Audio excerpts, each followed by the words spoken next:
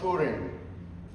And it is an immense honor to have with us Nora Creech, one of the world's great scholars of the Shroud.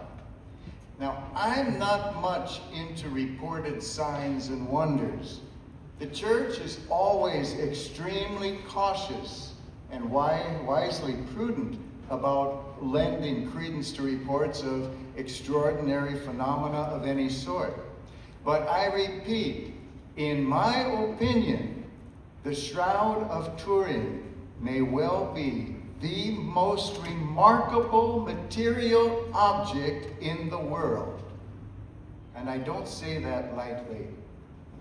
I was first introduced to the whole phenomenon over 40 years ago by my good friend Isabel Pietzak, who besides being one of the best known liturgical artists in the world, was also a brilliant physicist and a leading expert in the studies of the Shroud.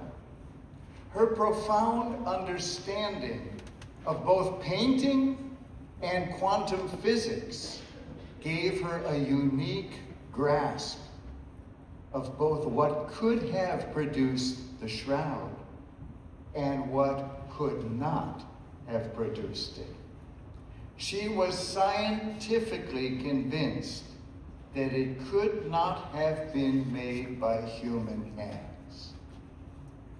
The Shroud is a piece of ancient linen on which appears the image of a man's body, front and back. All indications are that it was a burial shroud. The man bears the marks of a severe scourging, a crucifixion, a pierced heart, and a wounded head. Now, there's nothing unusual about an image of a crucified body. We see it all the time in Christian art. Such images hang on crosses in churches and homes throughout the Christian world. We have a gorgeous crucifix here in our own church. What is baffling about this is that it was not painted, nor was it produced by any process known to science. It appears to have been created in a split second by a sudden burst of incredible energy and light from within, much like some surreal photographic process. The details of the Shroud are not easily distinguishable to the naked eye.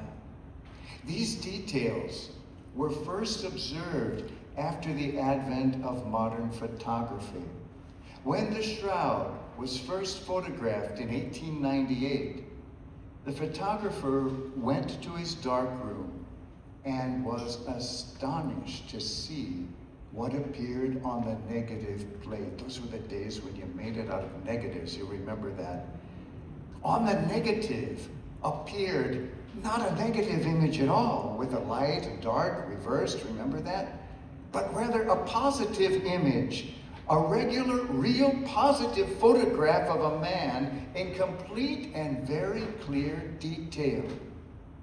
This means that the Shroud itself is the negative, a real photograph.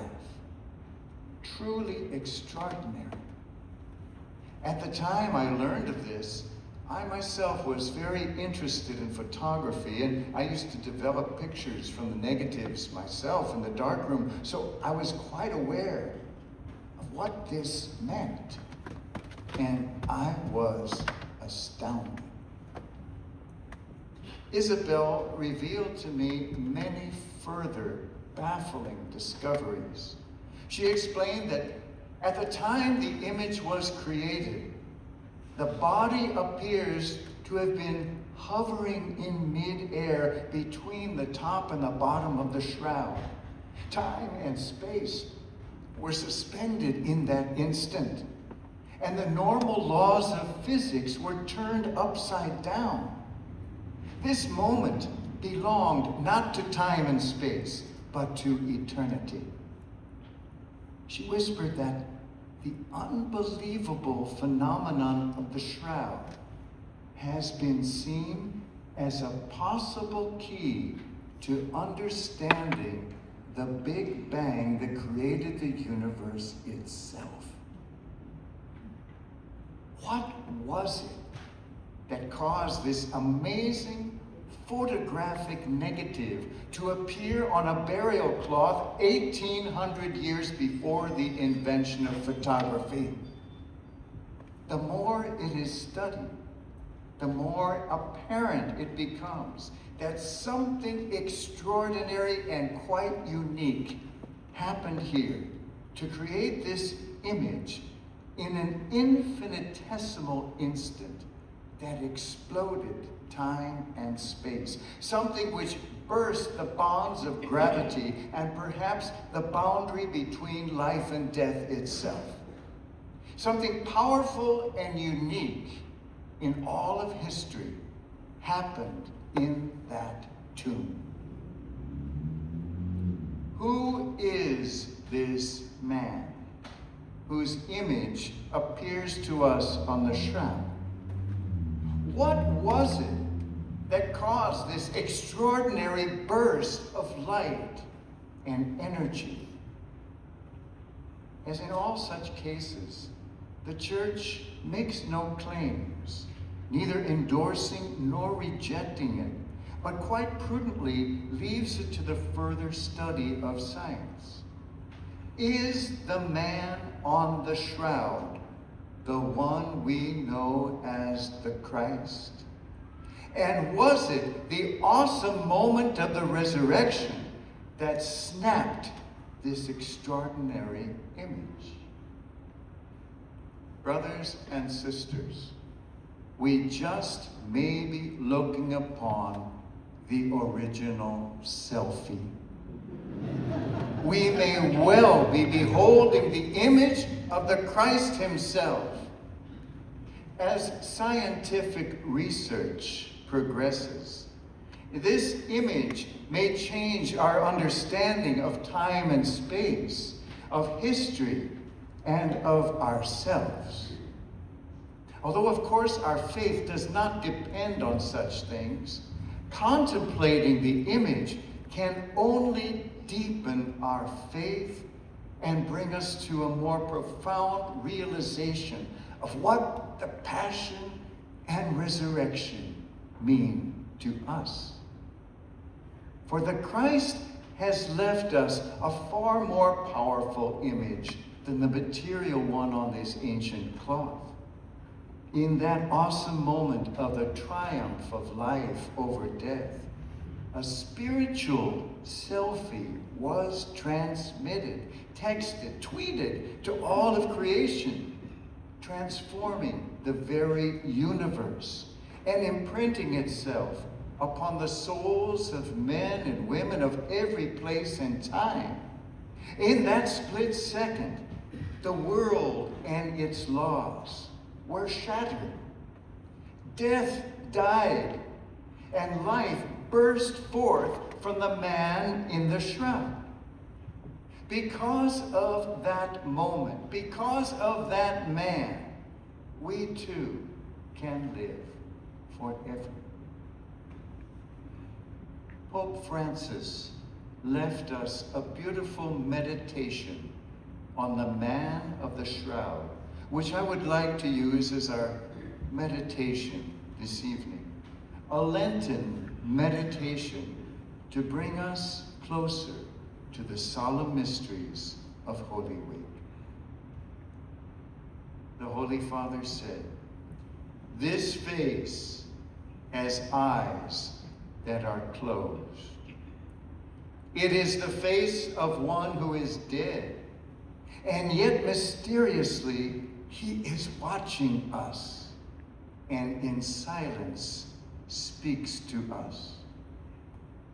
The man of the shroud invites us to contemplate Jesus of Nazareth. The image impressed upon the cloth speaks to our heart and moves us to climb the hill of Calvary, to look upon the wood of the cross and to immerse ourselves in the eloquent silence of love. Let us allow his look to reach us, a look directed not to our eyes, but to our heart. In silence, let us listen to what he has to say to us from beyond death itself. This disfigured face mirrors the faces of all men and women marred by a life that does not respect their dignity, marred by war and violence that afflict especially the weakest. Yet at the same time, this face in the shroud conveys great peace. This tortured body bespeaks sublime majesty. From within it, a subtle but dynamic energy shines forth in a powerful message. Have faith. Do not lose hope. The power of God's love, the power of the risen one, overcomes all things. Amen. Now please direct your attention to Nora.